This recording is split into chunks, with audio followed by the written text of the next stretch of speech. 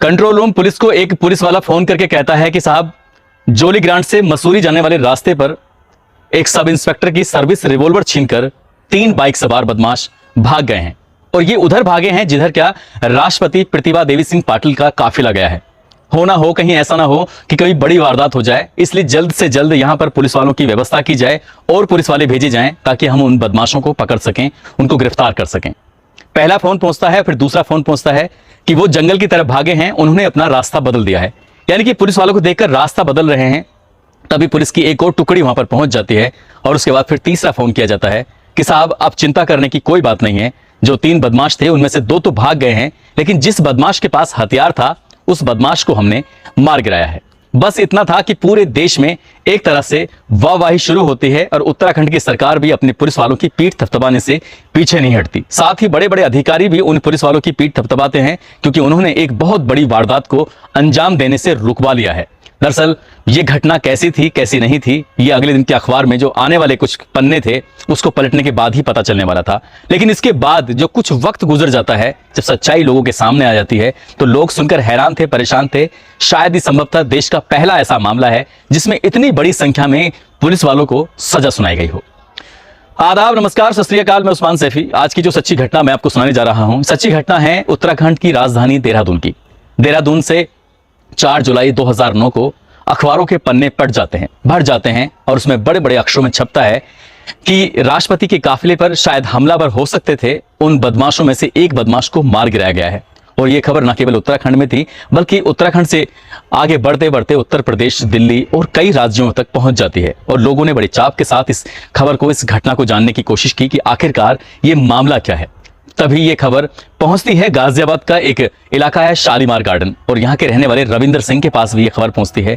जब वो अखबार के पन्ने पलट रहे थे तो एक फोटोग्राफ्स उन्हें दिखाई देता है, और वो फोटोग्राफ्स किसी और का नहीं था बल्कि उनके बेटे रणवीर सिंह का था। रणवीर सिंह का फोटोग्राफ्स देखने के बाद घर में बस चीख पुकार मच जाती है। घर के सभी लोग परेशान हो जाते हैं, रोने लगते हैं, बिलबिलाने लगते हैं।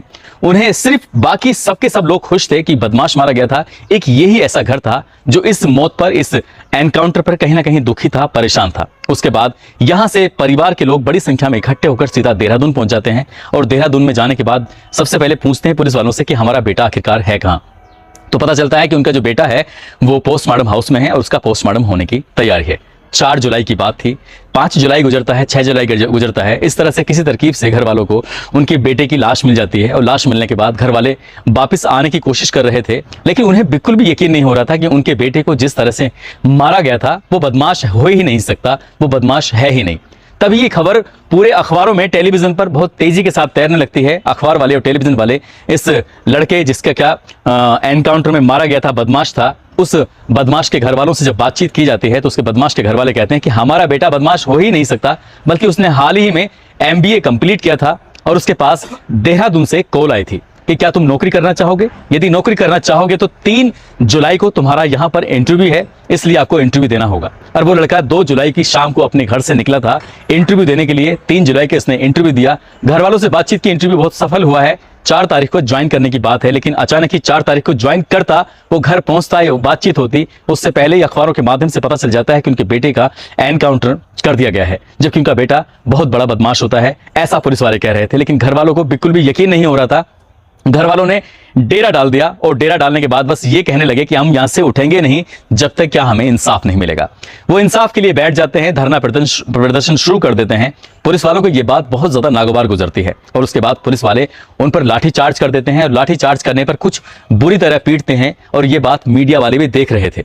एक दिन पहले जहां वाहवाही हो रही थी कि पुलिस वालों ने किसी बदमाश का एनकाउंटर कर दिया, उसके 2 साथी फरार हैं, उनकी गिरफ्तारी के लिए लगातार दबिश देने की कोशिश की जा रही है, उधर एक खबर और छपती है कि एक इसमें लड़का होता है, यानी छात्र होता है, जिसकी अभी हाल ही में नौकरी लगी है। उसके घर वाले अपने बेटे के इंसाफ के लिए धरना प्रदर्शन कर रहे थे और पुलिस वालों ने उन्हें बहुत मारा है, पीटा है। तो ये 2 खबर एक साथ जब चलती हैं तो लोगों के मन में एक क्यूरियोसिटी थी, एक प्रश्न था कि आखिरकार सच्चाई क्या है। यही सब लोग जानना चाहते थे। धीरे धीरे करके ये बात माँ बाप, परिवार, रिश्तेदारों से शुरू होकर बड़ी संख्या में लोगों तक पहुंचती है और देहरादून में जगह जगह धरने प्रदर्शन शुरू हो जाते हैं। पुलिस की कार्यप्रणाली पर लगातार सवाल खड़े हो जाते हैं और धीरे धीरे जैसे वक्त आगे गुजरता है तब एक चौंकाने वाला ऐसी बात सामने आती है जिसको सुनने के बाद न केवल पुलिस वाले, घर वाले, गांव वाले या फिर कहें कि जितने भी आसपास के इलाके तक ये न्यूज पहुंची थी, सबके सब हैरान थे, परेशान थे। दरअसल 15 जुलाई को पोस्टमार्टम रिपोर्ट आती है। पोस्टमार्टम रिपोर्ट के बाद पता चलता है कि इस छात्र जिसका नाम है रणवीर सिंह, जो कि MBA का छात्र रहा था, उसको एक दो नहीं लगभग 22 गोलियां लगी थी और वो भी बहुत करीब से गोलियां मारी गई थी। तभी घर वालों को थोड़ा शक होता है, लेकिन शक की गुंजाइश अभी यहां से शुरू नहीं होती, बल्कि शक की गुंजाइश यहां से और आगे बढ़ती है, क्योंकि उसके शरीर पर 28 चोटों के निशान थे। 28 जगह से उसकी हड्डियों में फ्रैक्चर था, उसको बहुत बुरी तरह से मारा गया था, पीटा गया था। यही एक सवाल था जिसकी वजह से उत्तराखंड की सरकार को बैकफुट पाना पड़ता है। घर वालों ने एक डिमांड की थी कि पुलिस वाले इस मामले की जांच नहीं करेंगे, बल्कि जांच इसकी उच्च स्तर से कराई जाए। तब सरकार ने CBCID के माध्यम से इस मामले की जांच कराने के आदेश दे दिए। CBCID इस मामले की जांच कराने के लिए जब करने लगती है तो घर वालों को लगता है कि शायद यहां से संतुष्टि नहीं मिलेगी और इस मामले की जांच यहां से सही हो ही नहीं सकती। तब कहीं जाकर घर वालों के दबाव के चलते उत्तराखंड सरकार ने कहा कि इस मामले की जांच CBI से कराई जाएगी और CBI आती है और CBI इस मामले की जांच करने के लिए 21 जुलाई 2009 को अपने हाथ में इस केस के सारा हैंडओवर ले लेती है और जांच पड़ताल शुरू कर देती है। अब जब इस मामले की CBI जांच पड़ताल कर रही थी तो CBI ने देखती क्या है कि ये लड़का बागपत का एक खेकड़ी गांव है, वहां का मूल निवासी होता है और इसके परिवार के लोग शालीमार गार्डन गाजियाबाद में रहते थे। इस लड़के ने MBA की पढ़ाई की थी और MBA की पढ़ाई करने के दौरान ये बेहद होशियार और इससे पहले इसकी जिंदगी में कोई भी एक भी मुकदमा शामिल नहीं था। ये लड़का सीधा 2 जुलाई की शाम को निकलता है देहरादून में और देहरादून में पहुंचने के बाद अपने दोस्त राम कुमार के पास रुकता है। उससे कहता है कि मेरा अगले दिन इंटरव्यू है। अगले दिन इंटरव्यू होता है 3 तारीख को और इंटरव्यू होने के बाद इंटरव्यू में से पता चलता है कि वहां पर इंटरव्यू उसका बहुत ही शानदार गया है और इंटरव्यू लेने वालों ने कहा कि अगर तुम चाहो तो देर करने की कोई जरूरत नहीं है, 4 जुलाई से आप ज्वाइन कर सकते हैं। जब ये बात ये लड़का सुनता है तो अपने दोस्त राम कुमार को बताता है। राम कुमार से कहता है कि यार बहुत जल्दी नौकरी लग गई है, कितनी खुशी की बात है, घर वालों को ये सरप्राइज दूंगा, लेकिन उससे पहले थोड़ी मौज मस्ती, थोड़ी पार्टी की जाए।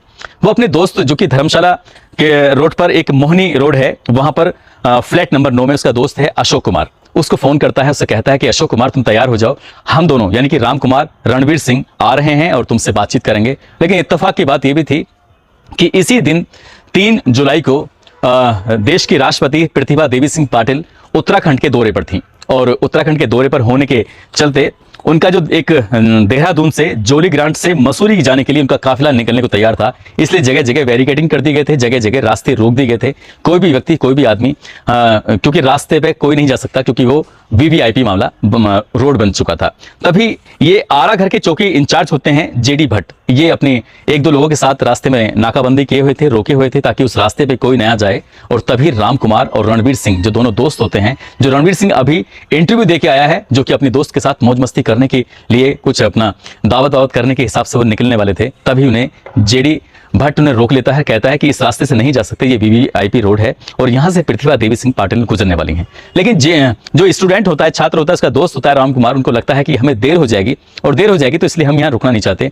जब प्रतिभा देवी सिंह पाटिल आएंगे तो कोई बात नहीं, वो निकल जाएंगे, हमें उनसे क्या दिक्कत है। लेकिन जब आपस में यहाँ बातचीत चल रही है, बातचीत चलते चलते वो पुलिस वाला JD भट्ट जो होता है वो गुस्से में उसकी बाइक पर बहुत तेजी का डंडा मार देता है। ये बाइक होती है राम कुमार की और जैसे इसमें डंडा मारता है तो इस बात पर गुस्सा आ जाता है। इसी बीच में अशोक कुमार को भी, क्योंकि अपने वो कमरे पे नहीं था, वो भी अपने दोस्त के साथ आ जाता है। इत्तेफाक ये होता है कि तीनों दोस्त एक जगह मिल जाते हैं। जब 3 दोस्त होते हैं, पुलिस वाले कम होते हैं, तभी रणवीर सिंह एक जोर का तमाचा मारता है उस सब इंस्पेक्टर को, चौकी इंचार्ज को, क्योंकि उसने उसकी गाड़ी में डंडा मारा था, उसके दोस्त को थप्पड़ मारा था। जब दोस्त को थप्पड़ मारा तो रणवीर सिंह ने इस बात का बदला लेने के लिए न केवल उस चौकी इंचार्ज को उठा के पटका, बल्कि जब जोर से थप्पड़ मारा तो आसपास के कई लोग इस दृश्य को, इस नजारे को अपनी आंखों से देख रहे थे और बात बढ़ते बढ़ते इन्होंने फिर पुलिस वाले को जमकर पीटना शुरू कर दिया।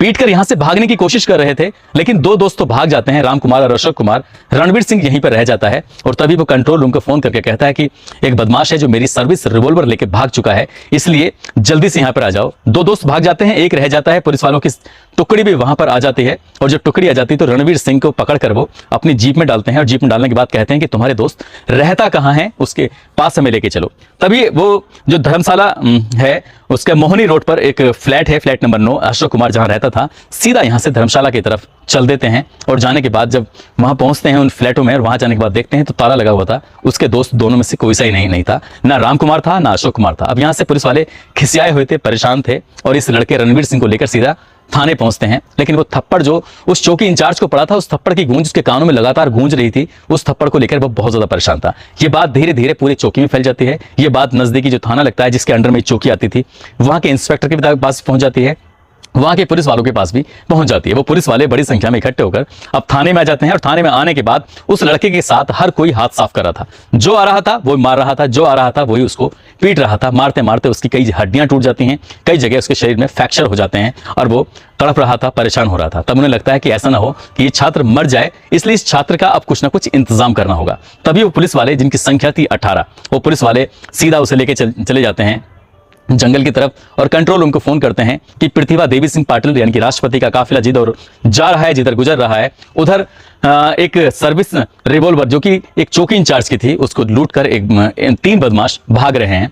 तभी वो दूसरा फोन करते हैं, पुलिस की मदद मांगते हैं और तभी तीसरा फोन करते हैं, कहते हैं कि वो एनकाउंटर में मारा गया है, उसने लगातार पुलिस पर गोलियां चलाई थी। जब पुलिस की पर लगातार गोली चल रही थी तो जवाबी कार्रवाई में उसको भी हमने गोलियां मार दी और वो मर चुका है।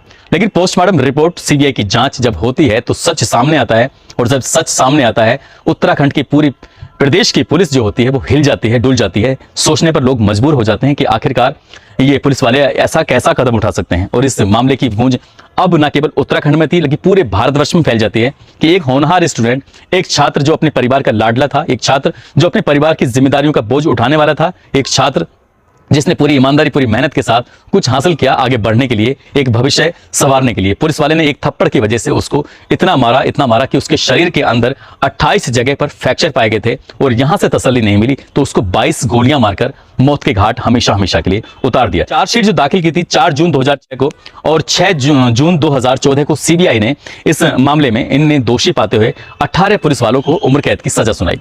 और जैसे ही उम्र कैद की सजा सुनाते हैं तो ये भारत के इतिहास का पहला ऐसा मामला बन जाता है जिसमें इतनी बड़ी संख्या में पुलिस वालों को सजा सुनाई जाती है। उसके बाद मामला आगे चलने लगता है। आगे चलते चलते फिर पुलिस वाले सुप्रीम हाई कोर्ट जाते हैं। इसी बीच में आपको ये भी बताते चले कि घर वाले जो थे इस छात्र के, उनको यकीन नहीं था कि देहरादून में इस मामले की सुनवाई होगी तो देहरादून की पुलिस या वहाँ की जो अदालत होगी वहाँ उनके साथ इंसाफ होगा। इसलिए उन्होंने सुप्रीम कोर्ट से मांग की थी कि हमारे बेटे को दिल्ली के अंदर सुनवाई की जाए, वहाँ सुनवाई होगी तो उनके बेटे को इंसाफ मिलेगा। और उनकी जैसे उन्होंने सोचा था ठीक वैसे ही होता है और इन्हें 18 पुलिस वालों को उम्र कैद की सजा सुनाई जाती है। इसके बाद मामला पहुंचता है दिल्ली हाई कोर्ट के अंदर, जो सीबीआई की विशेष अदालत होती है। इन 11 पुलिस वालों को वो माफी दे देती है। माफी देने का रीजन ये होता है कि उनके खिलाफ पर्याप्त सबूत नहीं पाए जाते और 18 में से 7 पुलिस वाले दोषी पाए जाते हैं उनके हिसाब से। अगर उन दोषी पुलिस वालों के नाम की बात करें तो उसमें इंस्पेक्टर होते हैं एसके जायसवाल, चौकी इंचार्ज जेडी भट्ट जो कि आराकर के पुलिस चौकी इंचार्ज थे, जिनके साथ मारपीट हुई थी, जिन्होंने उस छात्र के साथ बेइंतहा मारपीट की थी। कांस्टेबल अजीत सिंह होते हैं, एसओजी प्रभारी नितिन चौधरी होते हैं, एसओ राजेश बिष्ट, नीरज यादव, चंद्रमोहन। और उसके बाद फिर ये मामला कहीं ना कहीं घर वालों को लगता है कि ये 11 पुलिस वाले जो छोड़ दिए गए हैं ये सही नहीं हुआ है। उधर 7 पुलिस वालों को लगता है कि उनके साथ भी गलत हुआ है, वो भी सुप्रीम कोर्ट चले जाते हैं और परिवार के लोग भी सुप्रीम कोर्ट चले जाते हैं। परिवार के लोग इसलिए सुप्रीम कोर्ट जाते हैं, उन्हें लगता है कि सारे के सारे 18 के 18 पुलिस वालों को सजा मिलनी चाहिए, उन्हें किसी कीमत पर बख्शा नहीं जाना चाहिए। जबकि 7 पुलिस वाले इसलिए जाते हैं क्योंकि उन्हें माफ कर दिया जाए, जैसे क्या 11 पुलिस वालों को माफ कर दिया गया था। पूरे मामले की अभी भी सुप्रीम कोर्ट में सुनवाई चल रही है, मामला विचाराधीन है। सुप्रीम कोर्ट इस मामले में क्या फैसला लेता है, क्या नहीं लेता है, ये भविष्य के गर्भ में छिपा है। लेकिन जिस तरह से एक छात्र का इन्होंने एनकाउंटर किया था अपने टीस निकालने के लिए, अपनी अपमान का बदला लेने के लिए, जबकि छात्रों की कोई गलती नहीं थी, छात्र को जबरदस्ती निशाना बनाया गया था। छात्र को समझाने की कोशिश करनी चाहिए थी, लेकिन डंडा मारकर छात्रों को न केवल उनकी मोटरसाइकिल में डंडा मारा बल्कि छात्रों को भी पीटा गया। दोस्तों, इस घटनाक्रम को सुनाने का उद्देश्य किसी को परेशान करना नहीं है, किसी का दिल दुखाना नहीं है, बल्कि आपको जागरूक करना है, आपको सचेत करना है। जिस तरह से पुलिस वालों ने किया था वो बिल्कुल भी नहीं करना चाहिए था। छात्र की अगर छोटी मोटी गलती भी थी तो इसका मतलब ये नहीं कि उसको मारना या पीटना चाहिए था या उसकी बाइक तोड़नी चाहिए थी। जो भी हुआ है बाकी गलत हुआ है। न केवल इसमें छात्र की जान गई है बल्कि 18 पुलिस वालों की जिंदगी भी हमेशा हमेशा के लिए तबाह हो गई है। साथ ही 18 पुलिस वालों से जुड़े उनके परिवार के लोगों की जिंदगी भी कहीं ना कहीं तबाही हो चुकी है। दोस्तों, जाते जाते कुछ लोगों के जन्मदिन है, जिसमें हसन खुर्शीद हैं बिहार से, सैम खान हैं, मनोरमा झांसी से हैं, साबिर आलम के बेटे हैं आफ्ताब आलम बिहार से, इनका जन्मदिन है। इनको जन्मदिन की बहुत सारी शुभकामनाएं, बहुत बहुत मुबारकबाद। साथ ही कुछ लोगों ने नाम लेने की अपील की थी, जिसमें रवीश गुज्जर हैं, निमी महतो हैं, अबरार अहमद मेवात से हैं, गौरव सिंह उनकी पत्नी निशा मौर्य बिहार से, धनंजय कुमार सीआरपीएफ से हैं जो कि बिहार के रहने वाले हैं, शेख साबिया मोहम्मद नवाब खान बिहार से, अफरोज आलम झारखंड से, विनय गुप्ता प्रयागराज से, रीना देवी जहानाबाद से, काशिफ खान बिहार से, मनराज मीणा राजस्थान से, सोहन सिंह भाटी जयपुर, रोबिन सिंह आगरा, नीतू दक्ष अलीगढ़, चंद्रशेखर आजाद मध्य प्रदेश, अनुज कानपुर से हैं, मंजेश कुमार मुजफ्फरपुर से, महफूज मंसूरी, खुशी सिंह, प्रवीण ठाकुर गुजरात से, अनिल यादव बदायूं से, माहिर कुरैशी नौहर राजस्थान से, बुलेट कुमार आर्य दिल्ली से, नारायण सिंह उत्तर प्रदेश से, जमीर खान मुंबई से, अजीत कुमार अलीगढ़ से, नसीम हरियाणा से। इन सभी लोगों ने नाम लेने की अपील की थी। और जाते जाते मैं आपको ये भी बता दूं, 11 नवंबर को मेरा खुद का भी जन्मदिन होता है। देखते हैं मुझे कौन कौन बधाई देता है, कौन कौन शुभकामनाएं देता है। आप सभी अपना ख्याल रखें, सुरक्षित रहें। जय हिंद, जय भारत।